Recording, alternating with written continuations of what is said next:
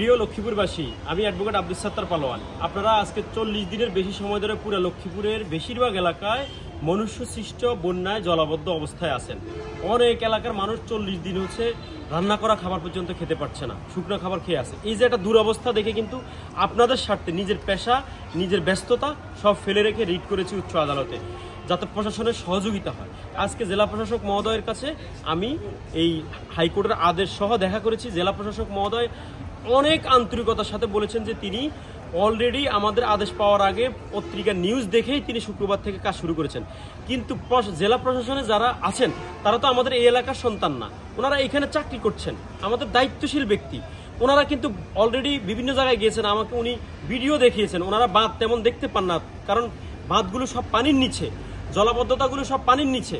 যেখানে যেখানে প্রতিবন্ধকতা তৈরি হয়েছে, এই যে ডুবো বাঁধ, তারপরে ঘেরের বাঁধ, ব্রিকফিল্ডের রাস্তা, কালভার্ট, এগুলো যে নিচে পানির নিচে পড়ে আছে, এগুলো আপনারা এলাকাবাসী জানেন, ওনারা তো জানে না। এখন ওনারা আবার দেখতে পাচ্ছেন না। আমি ওনাদেরকে দেখিয়েছি যে আমি গতকালকে মাত্র রামগতি অংশে 2.5 কিলোমিটার সারাদিন লাগছে আমাকে হাঁটতে, রাস্তা দুর্গম হওয়ার কারণে। সেখানে আমি বলেছি যে আমি সেখানে, ওনারা যেটা দেখতে পাননি, আমি সেখানে 4টা বড় প্রতিবন্ধকতা দেখাইছি ওনাদেরকে। এখন ওনারা বলছেন সেগুলো সরানোর জন্য উদ্যোগ নেবেন, কিন্তু সব জায়গায় উদ্যোগ নেবেন।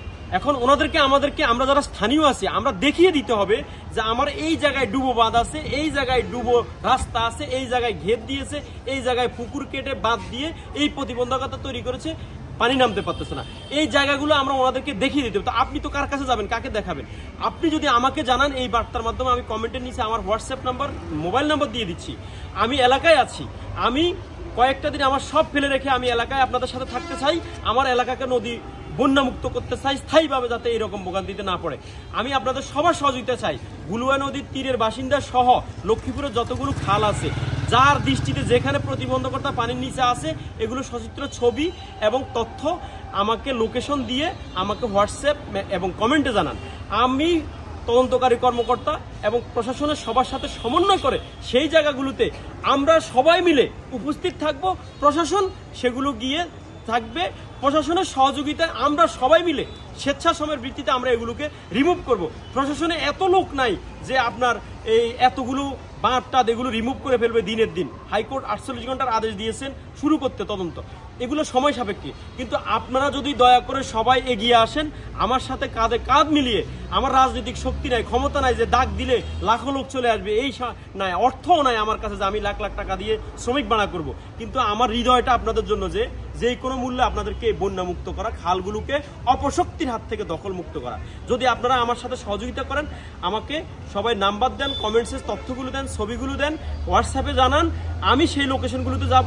এবং আমি আপনাদের কাছে তথ্যও চাই, স্বেচ্ছাসেবক চাই। তরুণদের প্রতি আহ্বান করছি, এলাকার যারা স্বাবলম্বী আছেন সবাইকে আহ্বান করছি, আমার 500 স্বেচ্ছাসেবক দরকার। 500 স্বেচ্ছাসেবক হলে প্রশাসনের সহযোগিতা নিয়ে, প্রশাসনকে রেখে যত জায়গায় যত প্রতিবন্ধকতা আছে আমরা সবগুলো আপনাদেরকে ওয়াদা দিচ্ছি, এগুলো সব রিমুভ করবো ইনশাআল্লাহ। আমাদের জেলাকে চিরস্থায়ীভাবে বন্যামুক্ত করব, কিন্তু আপনাদের সহযোগিতা আমার অতীব প্রয়োজন। তবে 1 সপ্তাহ 2 সপ্তাহ হয়ে গেলে সবাই গা হেলাফেলা ফেলে দিবে, আর এই কাজগুলো হবে না, প্রশাসনও আর দায়িত্ব নেবে না। আমার বার্তাটি সবাই ছড়িয়ে দিন, ফেসবুক মেসেঞ্জারে সবাইকে জানান, আমার নাম্বারগুলো ছড়িয়ে দিন, দ্রুত আমাকে সহযোগিতা করুন। আমি প্রশাসনের সাথে সমন্বয় করছি, ওনারা দায়িত্বশীল ব্যক্তির নাম্বার আমি নিয়েছি। সবাইকে ধন্যবাদ। দ্রুত এটা শেয়ার করে, এবং সবাই কে আমার সাথে স্বেচ্ছাসেবকের ভিত্তিতে নদীগুলো প্রশাসনের সাথে থেকে এই দখলমুক্ত করার, এই মাতৃভূমি রক্ষার, এই দেশপ্রেম এর যুদ্ধে অংশগ্রহণ করতে চান, তারা আমাকে জানান। সবাইকে অনেক অনেক ধন্যবাদ। ভালো থাকবেন। আসসালামু আলাইকুম।